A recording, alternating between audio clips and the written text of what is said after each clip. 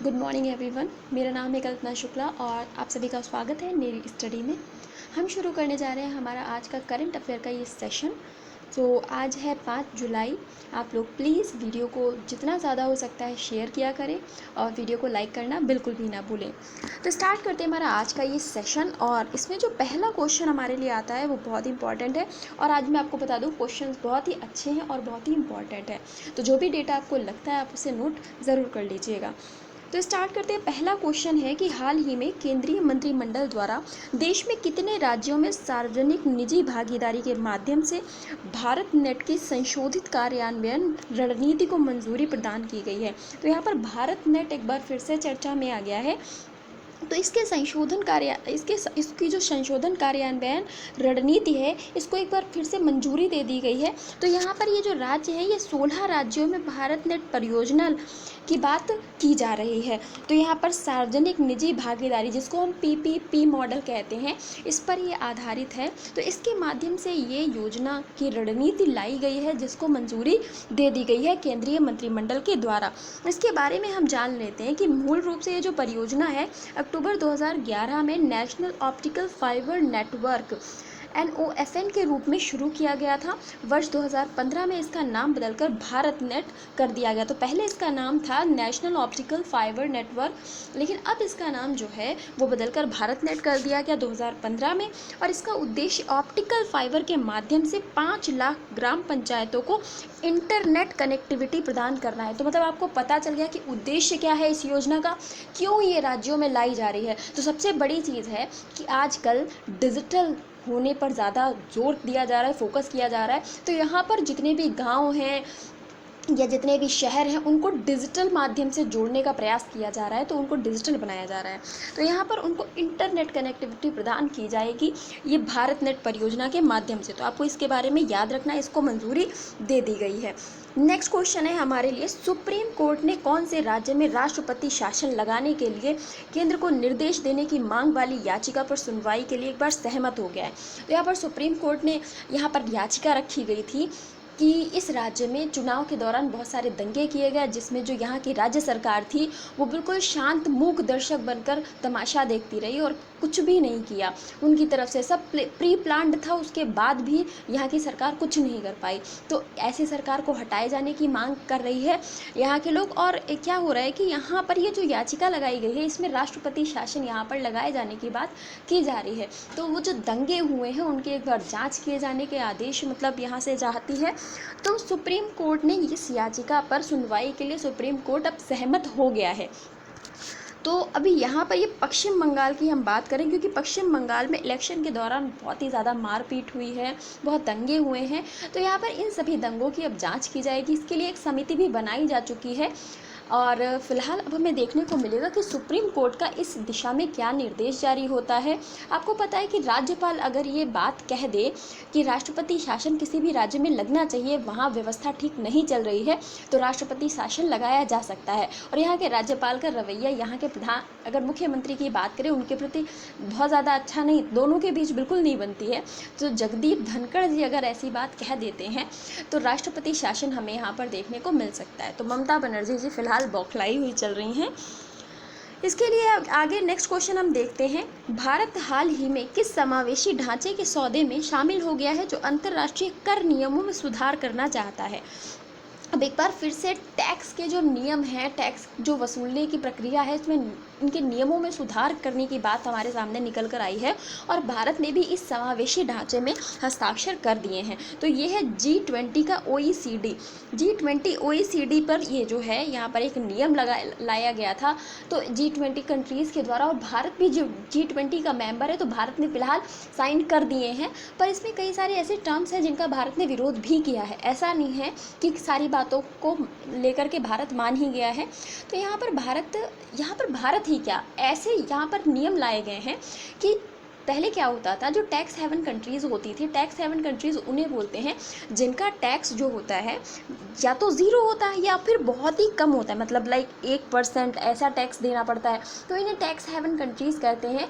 तो यहाँ पर टैक्स की चोरी करने के लिए कंपनीज़ अपने आप को टैक्स हेवन कंट्रीज़ में दर्ज करा देती हैं और जब टैक्स देने की बात आती है तो वो दिखाती हैं कि हम इस देश में, यहाँ पर हमारा मुख्यालय है। जैसे हम पनामा की बात कर लेते हैं, क्योंकि पनामा एक टैक्स हेवन कंट्री है। तो जैसे मैंने कोई कंपनी खोली और मैं खुद को अपनी कंपनी का जो हेडक्वार्टर है मैंने पनामा में रखा, और पनामा में मुझे टैक्स कितना देना पड़ रहा है, 0% या फिर 1%। तो जो भी मुझे लाभ होगा उसका मैं 1% उठा करके पनामा को दे दूंगी। बाकी मैं व्यापार किसी भी कंट्री में करूँ, किसी भी कंट्री का मतलब है चाहे मैं भारत से व्यापार करूँ या मैं अमेरिका से व्यापार करूँ, तो मैं उन कंट्रीज़ को कोई टैक्स नहीं देने वाली, क्योंकि मैं टैक्स किसे दे रही हूँ, जहाँ मेरा हेडक्वार्टर है। और जानबूझकर ऐसा हेडक्वार्टर रखा जाता है इन कंट्रीज़ में ताकि टैक्स को बचाया जा सके। लेकिन अब नए नियम लाए जा रहे हैं कि कुछ टैक्स आपको जिन देशों में आप व्यापार कर रहे हैं वहाँ भी देना पड़ेगा। इसमें गूगल, अमेजन, फ्लिपकार्ट जैसी कंपनियाँ भी इस बार इक्वलाइजेशन लेवी के द्वारा नापी जा रही हैं। तो इक्वलाइजेशन लेवी में 6% का टैक्स देना पड़ता था। ये बहुत ही इकोनॉमिक्स के यहाँ पे टर्म्स यूज़ किए गए हैं। इक्वलाइजेशन लेवी क्या होता है, ये सारी चीज़ें आपको पता होनी चाहिए कि गूगल जो है, गूगल पर जो दिखाए जाने वाले विज्ञापन होते हैं, गूगल उन पर टैक्स लेता है। कि अगर मैं अपनी कंपनी का विज्ञापन गूगल पर करवाना चाहूँ तो मुझे गूगल को टैक्स देना पड़ेगा, और उसमें भी अगर मैं अपने विज्ञापन को सबसे ऊपर रखना चाहूँ तो मुझे थोड़ा ज़्यादा टैक्स देना पड़ेगा। तो ऐसे में जब मैं गूगल को भारत में रह कर के टैक्स दे रही हूँ, टैक्स का सेंस है मतलब पैसा दे रही हूँ, तो फिर जाहिर सी बात है गूगल को भी, जब वो भारत में व्यापार कर रही है, पैसा कमा रही है, तो गूगल को भी भारत को टैक्स देना चाहिए। तो यहाँ पर 15% के आसपास का टैक्स की बात चल रही है, जिसमें से शायद 5 या 10% उस देश को देना पड़ेगा जहाँ आपने व्यापार किया है। तो ये भारत के लिए कर को बढ़ाने का एक नया तरीका है, जिससे राजस्व में बढ़ोतरी होगी और हमें विदेशी निवेश भी ज़्यादा देखने को मिलेगा। तो भारत के लिए बहुत अच्छी बात है और भारत ने इस पर हस्ताक्षर भी कर दिए हैं।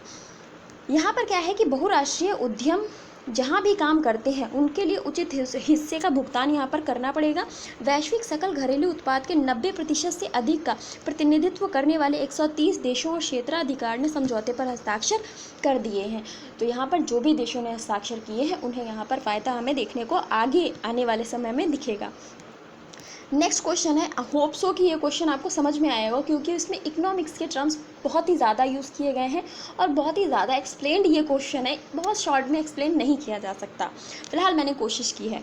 नेक्स्ट क्वेश्चन है, भारत में कौन व्यक्ति कोविन ग्लोबल कॉन्क्लेव को संबोधित करेंगे। तो ये आज होने वाली है कोविन ग्लोबल कॉन्क्लेव, और इसको संबोधित करेंगे माननीय श्री नरेंद्र मोदी। तो भारत के जो प्रधानमंत्री हैं वो इस कोविन ग्लोबल कॉन्क्लेव को आज संबोधित करेंगे। तो आज दोपहर 3 बजे ये होने वाली है। इसमें क्या क्या बातें सामने निकल कर आएंगी और कुछ आपके लिए अगर इम्पॉर्टेंट हुआ तो इस पर ज़रूर चर्चा करेंगे। नेक्स्ट क्वेश्चन की तरफ चलते हैं। हाल ही में श्री पुष्कर सिंह धामी ने किस राज्य के मुख्यमंत्री के रूप में शपथ ली है। तो ये राज्य बन जाता है उत्तराखंड। यहाँ पर ना कई दिनों से शांति हो ही नहीं पा रही है। पिछले 6 महीनों में हमें 3 मुख्यमंत्री देखने को मिल गए हैं। तो पहले तो त्रिवेंद्र सिंह रावत थे, उन्होंने इस्तीफा दिया। उसके बाद तीरथ सिंह रावत को हमने देखा, और उसके बाद अब हमें श्री पुष्कर सिंह धामी को मुख्यमंत्री के रूप में स्वीकार करना पड़ रहा है, और हमें इनका भी नाम याद रखना पड़ेगा। और ये फिलहाल 11वें मुख्यमंत्री बन गए हैं उत्तराखंड के। तो उत्तराखंड के नए मुख्यमंत्री कौन बन गए हैं? श्री पुष्कर सिंह धामी। नेक्स्ट क्वेश्चन है, श्री अर्जुन मुंडा ने झारखंड में 5 एकलव्य मॉडल आधारित आवासीय विद्यालयों की यहाँ पर नींव रखी है। अर्जुन मुंडा जी कौन सा मंत्रालय संभालते हैं? तो अर्जुन मुंडा जी ने झारखंड में 5 एकलव्य मॉडल आवासीय विद्यालयों की नींव रखी है। अर्जुन मुंडा जी जो हैं जनजातीय मामलों के मंत्री हो जाते हैं। तो ये जनजातीय मामलों के मंत्री हैं। एकलव्य आधारित मतलब खेल से रिलेटेड ये जितने भी आवासीय विद्यालय हैं इनकी स्थापना की गई है, ये खेल से रिलेटेड होंगे। और यहाँ पर इन्होंने कहा है कि झारखंड के सभी एकलव्य मॉडल स्कूलों में तीरंदाजी खेल की सुविधा यहाँ पर 5 ये जो मॉडल स्कूल रखे गए हैं इनमें ज़रूर होगी। तो अर्जुन मुंडा जी जो कि खूंटी झारखंड से सांसद हैं, इनके द्वारा ये बात कही गई है। नेक्स्ट क्वेश्चन हो जाता है, राजस्थान में आदिवासियों की आय और बांस आधारित अर्थव्यवस्था को बढ़ावा देने के लिए बोर्ड परियोजना किसके द्वारा लॉन्च की गई है? तो यहाँ पर मंत्रालय है एक, जिनको कि हम बोलते हैं मंत्रालय नहीं, यहाँ पर खादी एवं ग्रामोद्योग आयोग है ये, जिसको KVIC बोलते हैं। इसके द्वारा राजस्थान में बोर्ड परियोजना लॉन्च की गई है। अब ये बोर्ड परियोजना जो है बांस आधारित अर्थव्यवस्था को बढ़ावा देने के लिए लॉन्च की गई है, क्योंकि राजस्थान में हमें जो है खाली पड़ी और सूखी बंजर भूमि देखने को मिलती है जिस पर हम खेती नहीं कर सकते। तो ऐसी भूमि पर यहाँ पर बांस उगाने की बात की जा रही है ताकि बांस के क्षेत्र में अर्थव्यवस्था में बढ़ाव किया जा सके। तो ऐसी स्थिति में यहाँ पर क्या किया गया है कि यहाँ पर हमें देखने को मिला है कि असम से बांस की कुछ लगभग 5000 प्रजातियों के पौधे यहाँ पर लाए गए हैं, उनका यहाँ पर रोपण किया जाएगा और फिर देखा जाएगा कि अगर ये काम सक्सेसफुल होता है तो आगे इसे बढ़ावा दिया जाएगा। तो याद रखिएगा, बोर्ड परियोजना खादी एवं ग्रामोद्योग के द्वारा। यहाँ पर बोर्ड की आप फुल फॉर्म याद रखिएगा, bamboo oasis on land in drought. Drought मतलब सूखा होता है, तो bamboo oasis on land in drought. Rajasthan के उदयपुर में आदिवासी गांव निकला मांडवा, यहाँ से इसको लॉन्च किया गया है। तो ये बात अभी आप याद रख सकते हैं। नेक्स्ट क्वेश्चन है हमारे लिए, 4 जुलाई 2021 को संयुक्त राज्य अमेरिका ने अपना कौन सा स्वतंत्रता दिवस मनाया है? तो हमें याद रखना है कि 4 जुलाई को अमेरिका जो है अपना स्वतंत्रता दिवस मनाता है और यहाँ पर माननीय प्रधानमंत्री मोदी जी ने कल अमेरिका को स्वतंत्रता दिवस की शुभकामनाएं दी हैं और ये भी कहा है कि उनका कौन सा स्वतंत्रता दिवस था, इसीलिए ये क्वेश्चन इंपॉर्टेंट बन जाता है। तो यहाँ पर इनका 245वां स्वतंत्रता दिवस था, मतलब अमेरिका को आज़ाद हुए 245 वर्ष हो चुके हैं। 4 जुलाई को इसने अपना स्वतंत्रता दिवस मनाया है। तो कब आज़ाद हुआ था ये भी बात देख लेते हैं।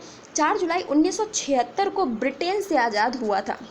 जैसे हम ब्रिटेन के उपनिवेश बने रहे काफ़ी लंबे समय तक, ब्रिटेन ने हम पर 200 वर्षों से ज़्यादा लंबे समय तक शासन किया, लेकिन यहाँ ऐसा नहीं हुआ। यहाँ के लोग सजग थे और इन्होंने जल्दी एकता दिखाई और स्वयं को आज़ाद कर लिया। तो 1776 में ही अमेरिका आज़ाद हो गया था, जबकि हम काफ़ी लंबे समय तक गुलाम बने रहे। तो 1776 को ब्रिटेन से ये आज़ाद हुआ था, 4 जुलाई 1776 को, इसीलिए 4 जुलाई को ये अपना स्वतंत्रता दिवस मनाते हैं। नेक्स्ट क्वेश्चन है, हाल ही में पाकिस्तान के किस शहर में सबसे अधिक तापमान दर्ज किया गया है? अब ये बहुत ही बड़ी बात है कि तापमान हमारे आसपास के शहरों में इतना ज़्यादा कैसे हो रहा है। तो जाहिर सी बात है, ग्लोबल वार्मिंग है। तो यहाँ पर जैकोबाबाद का नाम आप याद रखिएगा, ये पाकिस्तान का एक शहर है। यहाँ पर 52 डिग्री सेल्सियस टेम्परेचर नोट किया गया है, जो कि बहुत ही हाई है। फिलहाल आपको बता दूं कि कनाडा और बात करें यूएसए की, ये दोनों कंट्रीज़ गर्मी की मार से बहुत ही ज़्यादा त्रस्त चल रहे हैं। यहाँ पर हॉट डॉम क्रिएट हो गया है। अगर आप हॉट डॉम क्या है ये पढ़ना चाहते हैं तो प्लीज़ मुझे कमेंट बॉक्स में बताइएगा, मैं बहुत ही ईजिली आपको बताऊंगी कि ये क्या है, क्यों क्रिएट हुआ है और क्यों यहाँ पर लोग गर्मी की वजह से मर रहे हैं। यहाँ पर गर्मी की वजह से लोगों की मृत्यु हो रही है। तो अगर आप इसका प्रभाव पढ़ना चाहते हैं, क्यों ये क्रिएट हुआ है यूएसए और कनाडा के ऊपर, तो वो सारा का सारा मैं आपको एक्सप्लेन कर सकती हूँ, लेकिन यहाँ इतनी छोटी सी क्लास में एक्सप्लेन करना ईजी नहीं है। तो फिलहाल आप याद रखिए, पाकिस्तान में जैकोबाबाद में 52 डिग्री सेल्सियस तापमान बहुत ही ज़्यादा तापमान होता है जो नोट किया गया है। और यहाँ पर अब तक का सबसे कम टेम्परेचर जो नोट किया गया है वो -3.9 डिग्री सेल्सियस है। तो यहाँ पर कम भी 3.9 डिग्री माइनस में चला गया था और हाई में आपको 52 डिग्री सेल्सियस देखने को मिल रहा है। ये सब ग्लोबल वार्मिंग के नतीजे हैं और कुछ नहीं है। नेक्स्ट क्वेश्चन है, हाल ही में भारत का पहला रेबीज़ मुक्त राज्य कौन सा बन गया है? तो याद रखिए गोवा, क्योंकि भारत का पहला है तो मोस्ट इम्पॉर्टेंट क्वेश्चन है। भारत का पहला जो रेबीज़ मुक्त राज्य बन गया है वो है गोवा। रेबीज़ जो होता है, कुत्ते के काटने से कई लोगों को रेबीज़ हो जाता है, ज़रूरी नहीं है सभी को हो, लेकिन जो कुत्ते रेबीज़ से प्रभावित होते हैं वो अगर किसी व्यक्ति को काट लेते हैं तो उससे रेबीज़ हो जाता है और फिर उसमें कुत्ते के जैसे ही लक्षण दिखाई देने लगते हैं। तो अगर आपने किसी को ऐसा कोई केस देखा है तो पता होगा। फिलहाल मैंने अपने जानने वालों में या किसी में ऐसा कोई केस नहीं देखा, इसलिए मुझे इसके बारे में कोई नॉलेज नहीं है। तो फिलहाल रेबीज़ आप याद रखिए, ये जो रेबीज़ है कुत्ते के काटने से फैलने वाला रोग है और ये गोवा को इससे मुक्त बना दिया गया है। गोवा अब रेबीज़ से मुक्त राज्य घोषित कर दिया गया है। नेक्स्ट क्वेश्चन है, बीसीसीआई ने किस देश में अगला T20 विश्व कप खेले जाने की घोषणा की है? तो ये जो T20 विश्व कप है ये भारत में होने वाला था, लेकिन कोविड-19 के कारण अब ये भारत में नहीं होगा, क्योंकि भारत में फ़िलहाल स्थिति वैसी ही बनी हुई है। तीसरी लहर का हम लोग हाथ पर हाथ रखकर वेट कर रहे हैं कि कब तीसरी लहर आएगी तो वो निकल जाए, उसके बाद सारी चीज़ें खोली जाएँ। लेकिन ये बहुत ही दुखद स्थिति है। मुझे लगता है कि अब सरकार को चीज़ें जो है, कोचिंग संस्थान हुए, जो बड़े बच्चे हैं जो कि समझदार हैं, जो कि अपनी जिम्मेदारियों को खुद संभाल सकते हैं, उनको तो खोलना ही चाहिए। कब तक हम ऐसे हाथ पे हाथ रख के घर पर बैठे रहेंगे? तो और तीसरी लहर का वेट करेंगे कि कब तीसरी लहर आकर के चली जाए, उसके बाद हम बाहर निकलेंगे। तो फ़िलहाल मास्क लगाकर हम बाहर निकल सकते हैं, हम अपनी सेफ्टी खुद रख सकते हैं। तो थोड़ा बहुत तो छूट सरकार को अब देनी चाहिए, क्योंकि पढ़ाई के साथ कब तक हम खिलवाड़ करते रहेंगे। फिलहाल बीसीसीआई ने यहाँ पर कहा है कि अगला जो T20 विश्व कप होगा वो भारत में नहीं बल्कि यूएई में होगा। तो यूएई फिर से भाई हमारे T20 विश्व कप की जिम्मेदारी संभालेगा, हमारा आईपीएल तो यहीं संभाल रहा है, तो आईपीएल भी हमें यही कराना पड़ रहा है। और इसके साथ में अब T20 वर्ल्ड कप भी यूएई में होगा, क्योंकि भारत में अभी भी कोविड-19 गया नहीं है।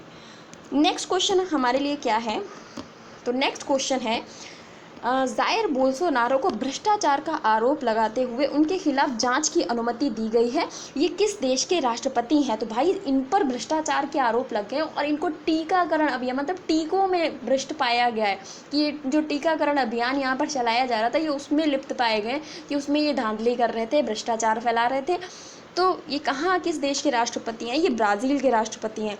यहाँ तक याद करिए ब्राज़ील के राष्ट्रपति के बारे में, ये वही हैं जिनको भारत ने जब इनको मतलब जो हमारे यहाँ टीकाकरण था और टीकाकरण अभियान चल रहा था उसके तहत जो इनको टीके भेजे गए थे, उसमें जब इनको टीका भेजा गया था इन्होंने हनुमान जी की जो एक फ़ोटो को कह सकते हैं लगा करके वहाँ नीचे ट्विटर पर लिखा था कि हनुमान जी वैक्सीन लेकर के पहुँचे हैं, तो थैंक यू वगैरह इन्होंने लिखा था। और अब क्या हुआ, वो सारी की सारी वैक्सीन में इन्होंने धांधली कर ली। तो इसके बाद इनके ऊपर भ्रष्टाचारों का आरोप लगा और इनके खिलाफ जांच के आदेश दे दिए गए हैं। तो जायर बोल्सोनारो जो है ब्राज़ील के राष्ट्रपति हैं। ब्राज़ील की कैपिटल और मुद्रा क्या है ये कमेंट बॉक्स में आपको बताना है। तो ये था जहाँ तक है आज का हमारा लास्ट क्वेश्चन। सेशन आपको कैसा लगा प्लीज़ मुझे ज़रूर बताइएगा, और कोई भी एक्स्ट्रा जो भी टॉपिक आपको ना समझ में आए, पढ़ना चाहे तो प्लीज़ कमेंट बॉक्स में ज़रूर बताइएगा, मैं उसे एक्सप्लेन करने का पूरा प्रयास करूँगी। Thank you so much.